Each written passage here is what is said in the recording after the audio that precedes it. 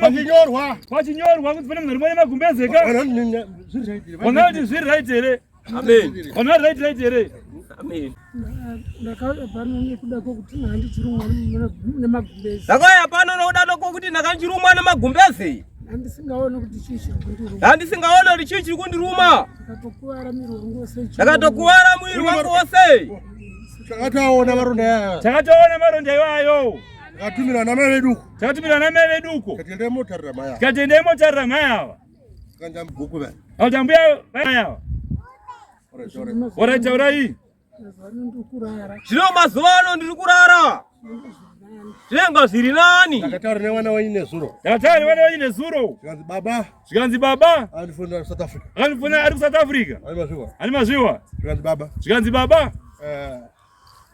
Nyaya takainzwa. Nyaya takainzwa. Yekuti muda kuenda kumba. Yekuti muda kuenda kumba. Kuchimbo. Kuchimbo. Zambuya vedu. Zambuya vedu. Zakatorwa nababa vedu. Zakatorwa nababa vedu. Ndiwaniko iwe. Ndikati ndiwaniko iwe. Ndina mama ukurumwa nemagumbeze. Ndikati ndina mama ukurumwa nemagumbeze. Ndikati oho uyo. Ndikati oho uyo. Ndikati iwe. Sei mudhara wako waishereketa. Sei mudhara wako waishereketa iwe. Time suspector. Time suspector. Ndine audio yacho. Time suspector. Time suspector. Ndikati hona mwanangu. Ndikati hona mwanangu. Gogo vari vega kumbao. Gogo vari vega kumbao. Chokwadi tsvimbo. Chokwadi tsvimbo.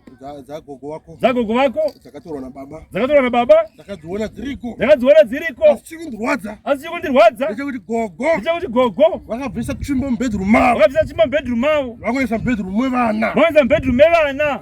Tsvimbo dziri kuvaruma dziedzi. Tsvimbo dziri kuvaruma dziedzi. Unomaona. Anomaona. Asi handikwanisi kuenda kuna gogo vega. Asi handikwanisi kuenda kuna gogo vega. Saka takawirirana kuti akuuya. Saka takawirirana kuti akuuya. Kubva kuSouth Africa. Kubva kuSouth Africa. Farayoka. Farayoka.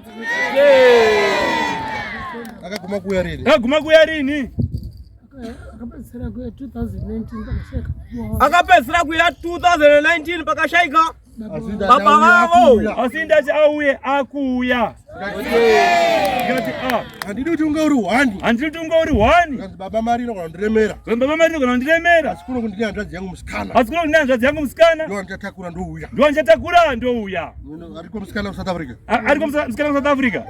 Hongu. Ndikati ho. Ndikati ho. Baba wako ndo ndikanzi ehe. Ndikati vakaita makuna kuna ka. Ndikati vakaita makuna kuna ka. Makuna kuna. Makuna kuna. Mbogara ipasi.